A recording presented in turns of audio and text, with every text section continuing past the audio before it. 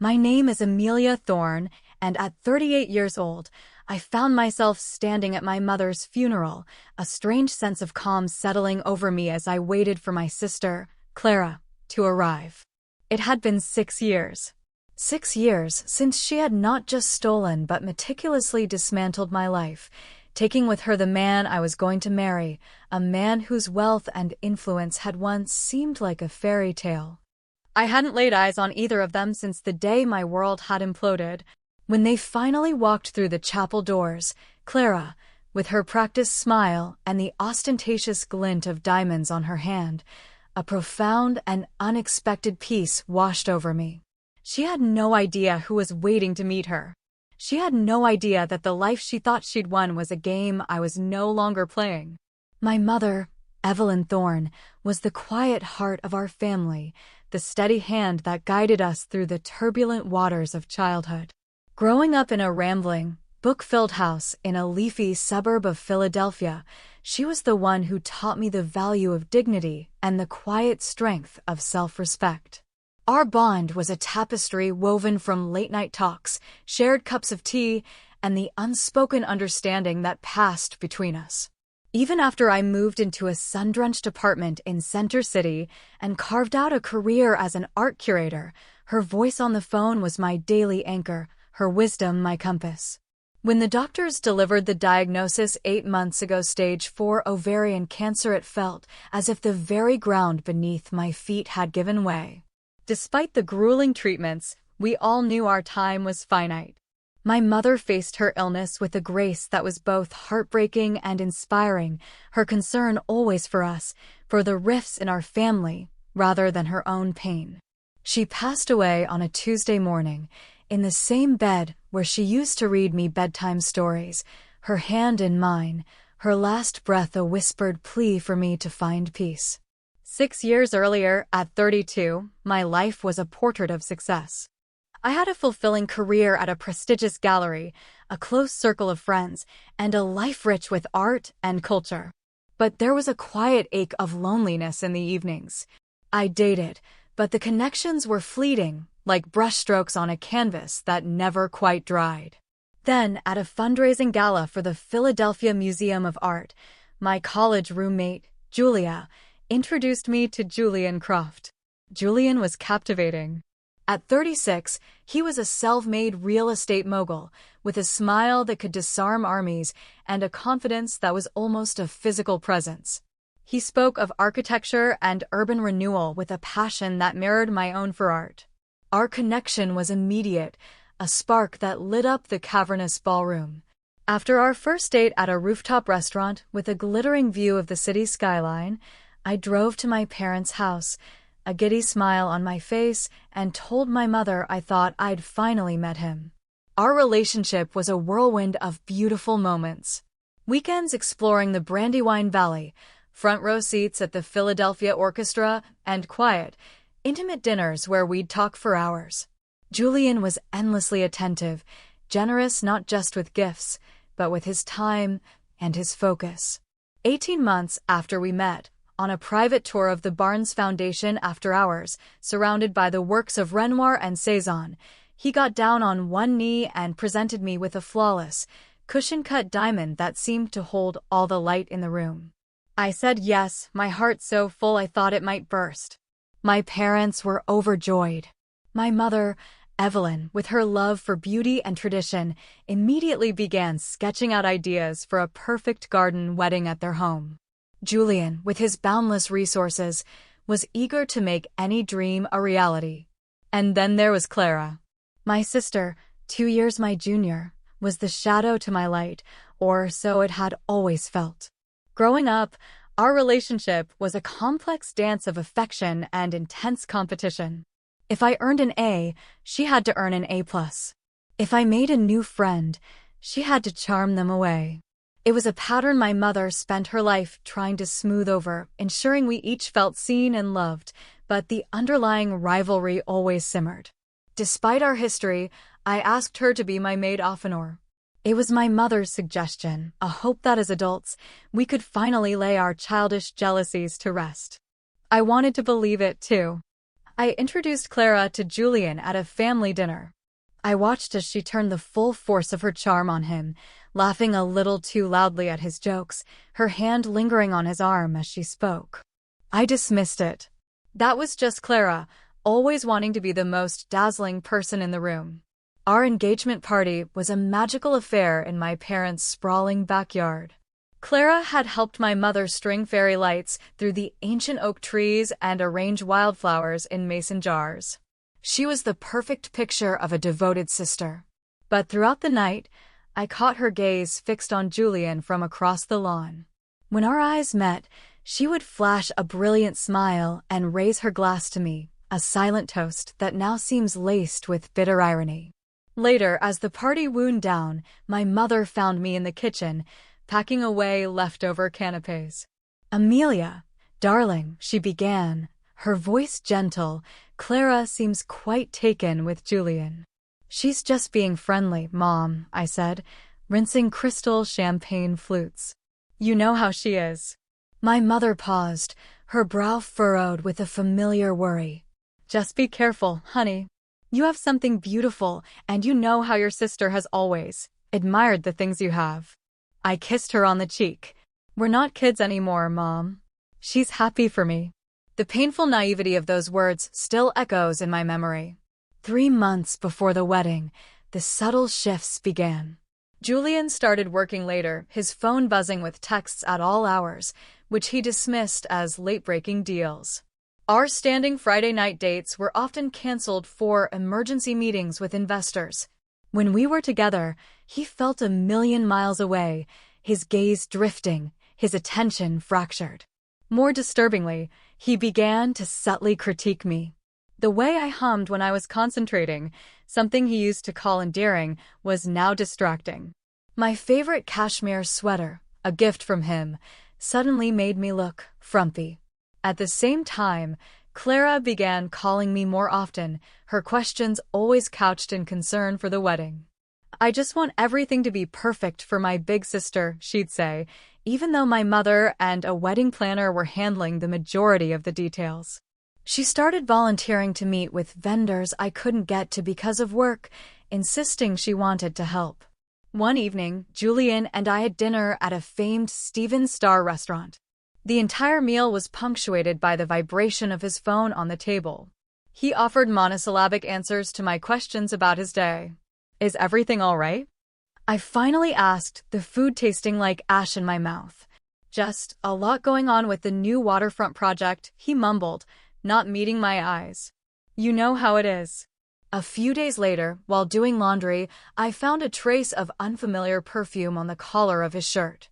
It was a cloying gardenia scent, completely unlike the light, citrusy fragrance I wore. When I asked him about it, his answer was smooth, almost too smooth. He'd been in a long meeting with a potential commercial tenant, a woman who, he said with a roll of his eyes, bathed in the stuff and was a close talker. I wanted to believe him. The alternative was too monstrous to contemplate.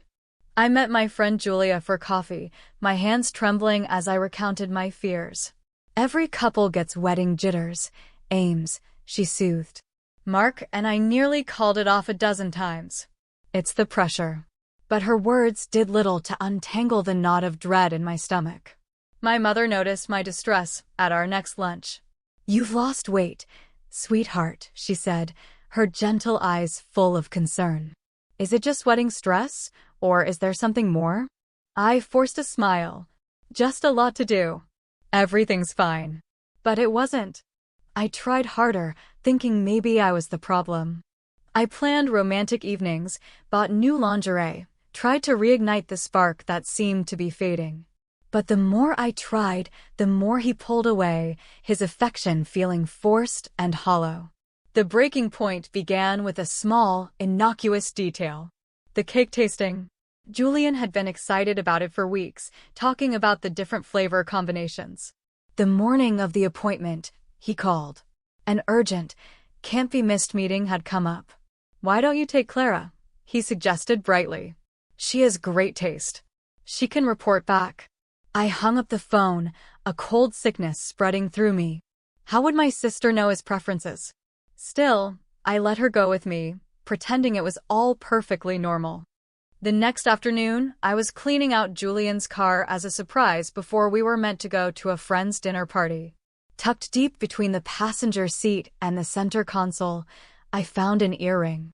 It was a delicate, gold leaf design. An earring I had given Clara for her last birthday. That evening, I confronted Julian, holding the earring in my palm. His composure was flawless. "Oh, that must be from when I gave Clara a ride last week. She said she lost one. You should call her." "You gave Clara a ride?" I asked, my voice barely a whisper. "Yeah, her car was in the shop. I dropped her at the jeweler's. Didn't I mention it? It must have slipped my mind. When I called Clara, her story mirrored his exactly. Oh my God, you found it. I've been tearing my apartment apart.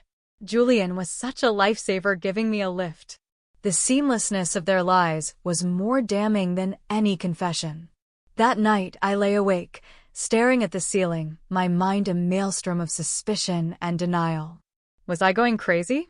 Was I inventing a conspiracy out of pre-wedding anxiety? I started seeing a therapist, a secret I kept from everyone. 3 weeks before the wedding, Julian sat me down. "Amelia, I think we should postpone," he said, his expression a mask of concern. "You seem so stressed, so unhappy. I'm worried about you. Maybe we're rushing this." I fell apart, pleading with him, asking what I had done wrong, what I could fix. He held me, but his embrace was empty, his reassurances like lines from a script. That night, I woke around 3 a.m. to an empty space beside me in bed. I crept out into the hallway and heard his voice, a low murmur from the home office down the hall. "I know. Just a little longer. She'll hear you. I know, I promise. Soon." The next day, I made a decision. I would go to his office, unannounced, with his favorite lunch from the deli near my gallery. As I was leaving my apartment, my father, Richard, called. "Amelia, your mother's worried sick. She says you sound like a ghost. Is that boy taking care of you?" "I'm fine, Dad," I lied, my voice tight. "Just pre-wedding nerves. I'm taking Julian lunch right now, actually." "Good. You make sure he knows he's marrying into a family that looks after its own." The irony was a sharp pain in my chest. The lobby of the Croft Enterprises building was all sleek glass and steel. The security guard knew me and waved me through with a friendly smile. In the elevator, ascending to the 30th floor, I saw my reflection a pale, drawn woman I barely recognized. Julian's executive assistant, a young woman named Chloe, looked up as I approached, her eyes wide with alarm. "Amelia, what a surprise." Her gaze flickered towards Julian's closed office door. "He's in a very important meeting." "That's all right," I said, holding up the bag. "I'll just wait."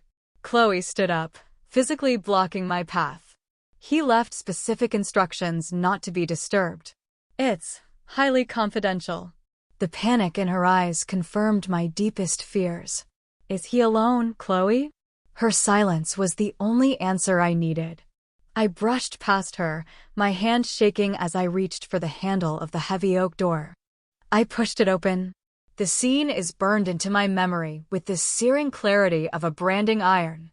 Julian was leaning back against his massive mahogany desk. My sister, Clara, was in his lap, her arms around his neck, her head thrown back as they kissed, a deep, passionate kiss of breathtaking familiarity. For a few agonizing seconds, they didn't see me. I took in every detail: Clara's blouse unbuttoned, Julian's hand tangled in her hair, the way their bodies fit together. The soft click of the door latching behind me made them spring apart. 3 of us, frozen in a silent, horrific tableau. "Amelia," Julian breathed, scrambling to his feet, fumbling with his tie. "This isn't what it looks like." Clara, however, made no such attempt. She slowly stood, smoothed her skirt, and lifted her chin, a flicker of defiance in her eyes. "We didn't mean for it to happen, Amelia. It just happened."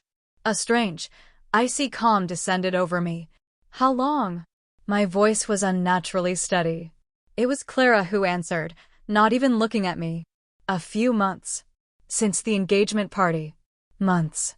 While I was addressing wedding invitations, while I was dreaming of our future, they were living a secret life at my expense. Julian retreated behind his desk, assuming a business-like posture. I was going to tell you, Amelia. I was just trying to find the right way to minimize the damage. The right way. The lunch bag slipped from my fingers, landing with a soft thud on the plush carpet. I trusted you. I loved you. Both of you. Clara finally looked at me, a flicker of something, was it pity, in her eyes. We fought it, Ames. We really did. Don't call me Ames, I said, the childhood nickname feeling like a physical blow. And you don't fight something for months. You made choices. Every lie, every secret meeting, every single day, you made a choice. Julian pressed the intercom on his desk. Chloe, could you come in here, please? Chloe appeared, her eyes fixed on the floor. Please see Amelia out, Julian said, his voice cold and final. She's overwrought. I can see myself out, I said, my dignity a thin, fragile shield around my shattered heart. You two deserve each other. The tears didn't come until I was safely inside the elevator, the mirrored walls reflecting my crumpled form. The drive back to my apartment is a complete blur. I remember making it inside, collapsing on the cool tiles of my kitchen floor and calling my mother, my sobs so violent I could barely speak. My parents were there within the hour, my father's face a thundercloud of rage, my mother's a mask of profound sorrow. She held me as I choked out the whole sordid story, my father pacing the length of my living room, muttering, I'll ruin him. I swear to God, I'll ruin him. Richard, your heart, my mother cautioned, though her own eyes blazed with a fury I had rarely seen. The days that followed were a waking nightmare. My mother, a fortress of quiet efficiency, helped me cancel the venue, the caterer, the flowers. My father dealt with the financial entanglements. I sent the ring back to Julian's apartment via courier, unable to face him. The courier service later confirmed it was signed for by C. Thorne. She had already moved in. An email from Julian's lawyer arrived 2 days later, a cold, itemized list of our shared assets and a schedule for me to retrieve my personal belongings from his apartment. Through the grapevine of mutual friends, the full story emerged. They had been meeting at hotels, at his secluded lake house, even in my own apartment when I was away on work trips. Clara had pursued him relentlessly, a calculated campaign of seduction and manipulation. The gossip ripped through our social circles. Some friends rallied around me, but many others, wary of Julian's influence, offered only platitudes or, worse, silence. The shame was suffocating. My mother tried to mediate, to force a reconciliation, but it was impossible. At the one family dinner I agreed to attend, Clara, emboldened by her victory, tried to justify her actions. You always had everything, Amelia. The perfect grades, the perfect job, the perfect life. For once, I wanted to be first. He wasn't a trophy, Clara, I whispered, my hands shaking. He was the man I was going to build a life with. Well, he chose me, she'd snapped. He loves me now. I stood up from the table, my appetite gone, my heart aching. I can't do this, Mom. I'm sorry. It was the last time I sat at a table with my sister. The stress took a toll on my father's already precarious health. My mother seemed to age overnight, the light in her eyes dimming as she watched her family disintegrate. 6 months later, I was a shell of my former self. My work at the gallery suffered. I was distracted, exhausted, and a crucial acquisition fell through on my watch. My director gently suggested a leave of absence. I knew then I had to leave Philadelphia. The city was haunted by memories, every street corner a potential ambush of pain. When a senior curator position opened at a partner gallery in Chicago, I applied without a second thought. My interview must have been a strange combination of desperation and passion, but they offered me the job. My mother helped me pack, her silence more eloquent than words. As we wrapped my paintings in bubble wrap, she finally asked the question that hung between us. Will you ever be able to forgive her, Amelia? I don't know, Mom, I answered honestly, folding a stack of sweaters. Right now, it doesn't feel possible. Forgiveness isn't for her, she said softly, taping a box shut. It's for you. It's about letting go of the weight. I am letting go, I said. I'm moving to Chicago. She pulled me into a hug, her small frame trembling slightly. Just promise me you won't cut us off. Promise you'll call. I promise. Saying goodbye to my father was wrenching. He held me tight, his voice thick with unshed tears. You go build a life so full of happiness, Amelia, he rasped, that their whole world looks gray by comparison. My first year in Chicago was a study in loneliness. My new apartment, though beautiful, felt vast and empty. I poured everything I had into my work, the gallery becoming my sanctuary. Then, one Sunday, my mother called, her voice strained. Amelia, I wanted you to hear it from me. Clara and Julian were married yesterday.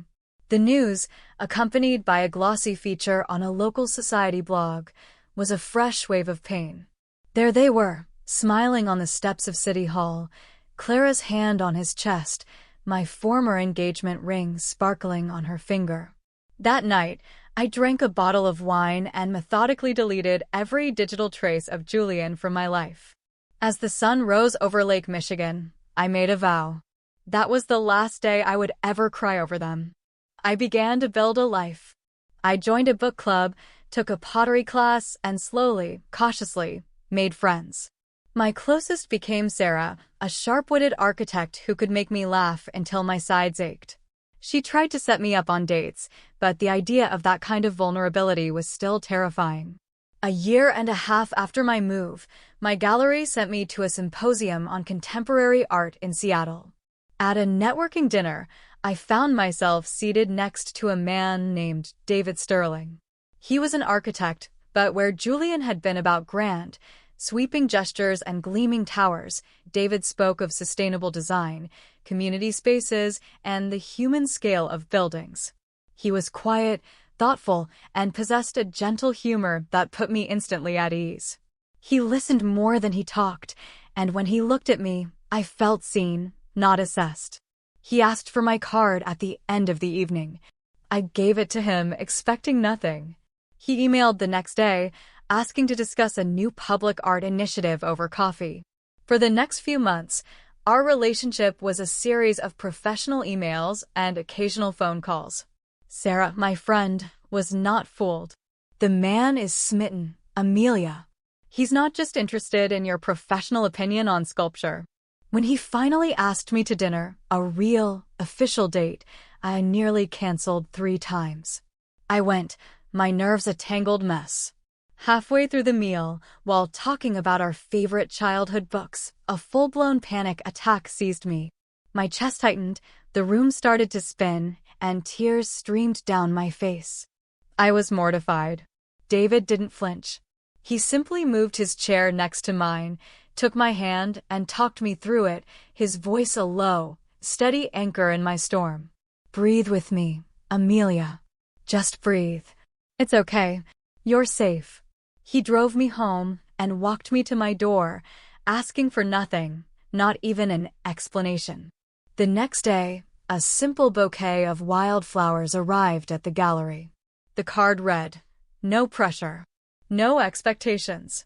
Just hoping today is a better day. David." That evening, I called him and told him everything. The whole ugly, painful story of Julian and Clara. He listened without judgment, and then he shared his own story, a painful divorce from his college sweetheart who had left him for his former business partner. "Betrayal rewires you," he said, his voice full of empathy. "The healing isn't linear. Anyone worth your time will understand that." We built our relationship slowly, brick by brick, on a foundation of friendship and profound respect. He never pushed, never crowded me. He learned my triggers and helped me navigate them. He celebrated my successes at the gallery and held me when the grief for my mother, my old life, ambushed me on quiet evenings. For the first time in years, I began to believe in the possibility of trust. 2 years after I moved to Chicago, I was a different woman. I was the gallery's director. My life was full of genuine friendship, and I was deeply, unequivocally in love with David Sterling. His love wasn't a grand performance. It was in the small, consistent acts of care. The way he'd leave a book he thought I'd like on my nightstand, the way he always made sure the coffee maker was ready for me in the morning, the way he looked at me, as if I were the most fascinating work of art he'd ever seen. On a crisp autumn afternoon, during a walk through the Lincoln Park Conservatory, surrounded by the lush greenery and humid air, he stopped in the orchid room. "Amelia," he said, his warm brown eyes serious. "Loving you has been the quietest, most wonderful thing that has ever happened to me." He knelt, not with a flourish, but with a simple, humbling grace, and opened a small, velvet box. Inside was a ring, a beautiful, unconventional sapphire flanked by two small, leaf-shaped diamonds. It was elegant, understated, and utterly perfect. Tears streamed down my face, but this time they were tears of pure, unadulterated joy. "Yes," I whispered. "Oh, yes." I called my parents, and my mother's happy sobs filled the phone line. "He sounds like a wonderful man, darling. A good man." At my mother's gentle urging, I mailed a wedding invitation to Clara. It felt less like an olive branch and more like a final closing of a chapter. Her reply was a short, typed note. "Congratulations. Julian and I will be in Europe that month. We wish you the best."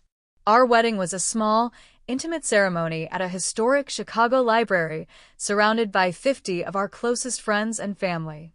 My father walked me down the aisle, his pride a palpable thing. "Evelyn would have loved him," he whispered to me, squeezing my hand. David and I built a beautiful, quiet life. We bought a classic brick row house in a neighborhood filled with trees and laughter. His architecture firm flourished, and so did my career. During a conversation with a visiting collector from Philadelphia, I learned a piece of information that felt like a missing puzzle piece clicking into place. The collector mentioned Julian Croft's recent financial troubles. "He overleveraged on that big waterfront project," the man said, sipping his wine. "Took a bath. Heard his primary investor pulled out at the last minute. A firm out of Seattle, I think. Sterling something." That night, I asked David about it. He looked at me, his expression gentle. "I knew who you were when we met, Amelia. Not the details of what happened between you and Croft, but I knew of the connection. My firm was the one that outbid him on a key parcel of land 6 years ago. It was just business then. But when I met you, I decided to keep it to myself. I wanted you to get to know me for who I am, not as some figure from your past." I wasn't angry. It felt like a strange, karmic circle closing. 2 years into our marriage, the call came. My mother's cancer. David and I flew to Philadelphia immediately. I took an extended leave from the gallery, moving back into my childhood bedroom to become my mother's primary caregiver. David flew in every single weekend, a steadfast presence not just for me, but for my heartbroken father. In those final, precious weeks, my mother and I talked for hours. One evening, as I was fluffing her pillows, she took my hand. "I want you to promise me something, Amelia," she said, her voice a fragile thread. "Promise me you'll try to find a way toward peace with your sister. Life is too fleeting for this much pain between family."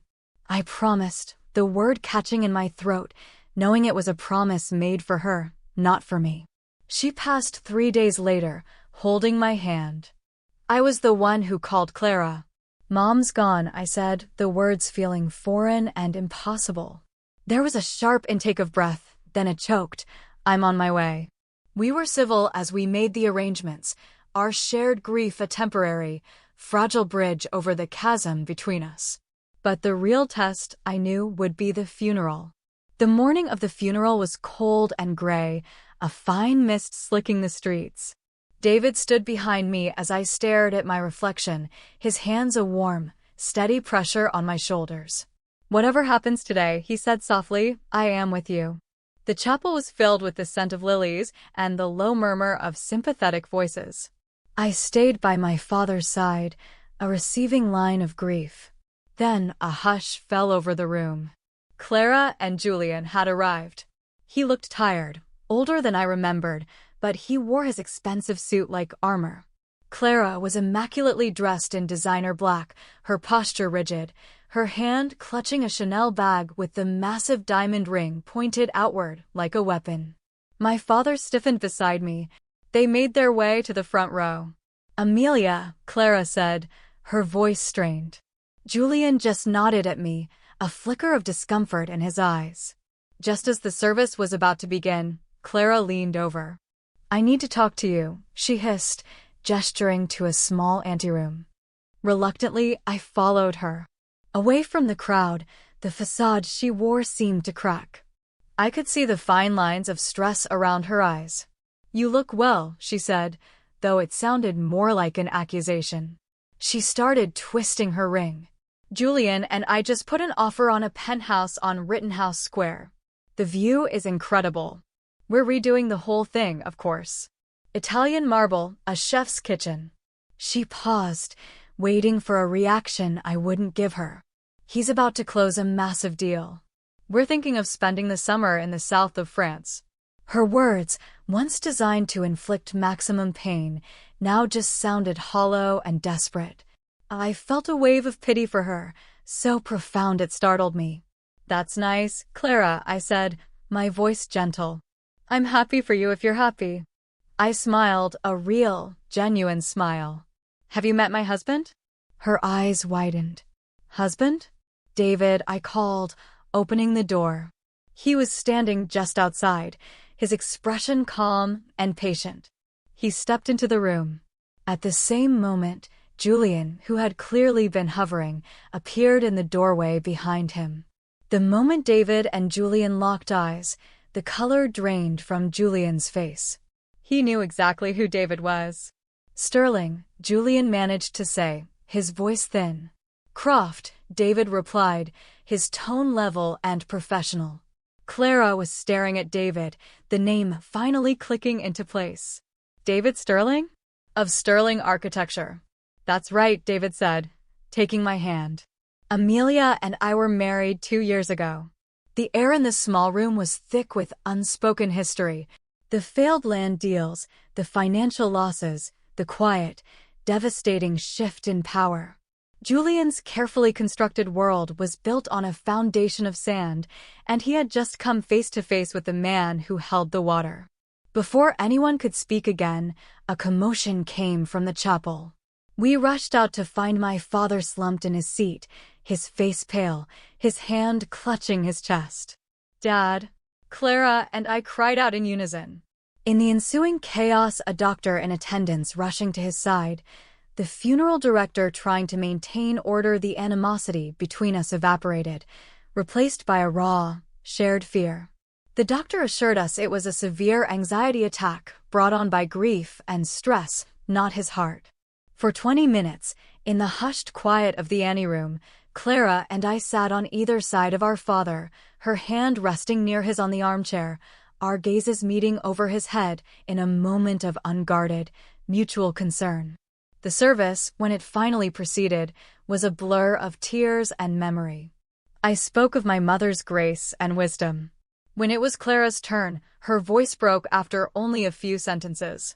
She began to sob, her shoulders shaking. On pure instinct, I moved to her side, resting a hand on her arm. She looked at me, her eyes swimming with tears, and I saw not my rival, but my little sister, lost and grieving. At the reception back at our childhood home, I watched Julian drink too much, his bravado gone, while David moved through the room with his quiet, unassuming grace, talking with my father's friends. Later, as the last of the guests departed, I found Clara in the kitchen, staring at a framed photo of her and me as children, sitting on our mother's lap. She always tried so hard to make us be friends, Clara said, her voice thick. She turned to me, her face stripped of all its usual defenses. The penthouse deal fell through. So did the one before that. Julian. Things aren't good, Amelia. He's lost almost everything. The confession hung in the air between us. I saw the way your husband looks at you, she whispered. He really sees you. I didn't offer false comfort or platitudes. I just nodded. The distance between us was still vast, a landscape scarred by years of pain, but for the first time, I could see a path, however faint and far away, across it. The next day, David had to fly back to Chicago. After seeing him off, I returned to find my father in my mother's garden, an old photo album on his knees. Your mother labeled every single picture, he said, his voice husky. He pointed to a photo of me and Clara, maybe 5 and 3 years old, building a lopsided sandcastle on a long-ago summer vacation. She always said that no matter what, you two started from the same place. That you shared the same roots. I sat beside him on the stone bench, the cool air crisp with the promise of autumn. The grief was still a raw, open wound, but for the first time since my mother's death, I felt a flicker of something else. It wasn't forgiveness, not yet. It was something quieter, more foundational. It was peace. The peace she had wished for me, finally taking root in the garden she had so lovingly tended.